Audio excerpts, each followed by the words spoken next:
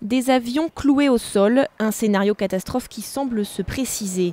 L'aéroport de Roissy serait au bord de la panne sèche, avec des réserves de kérosène allant jusqu'à lundi soir ou mardi, selon le ministère de l'écologie. À Orly, la situation semble moins critique. On évoque environ 2 semaines de stock. Aéroport de Paris se veut malgré tout rassurant et explique disposer de plusieurs jours de réserve. À l'origine de cette situation, l'arrêt de la raffinerie de Grand-Puy, en Seine-et-Marne.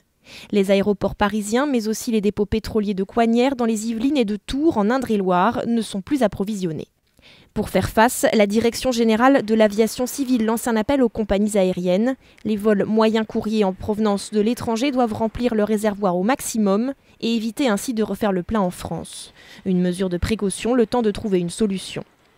Une menace de pénurie à laquelle s'est ajouté vendredi un débrayage surprise à l'aéroport d'Orly. Les personnels de piste d'Air France ont réclamé de meilleures conditions de travail. Plusieurs vols ont été annulés ou retardés. Pour l'instant, il a près de 2h30 de retard. Entre ça, plus les transports en commun, les métros et tout ça, donc je ne suis pas d'ici, je vous dis Paris. Entre menaces de pénurie, grèves et manifestations, le week-end s'annonce difficile dans les aéroports parisiens.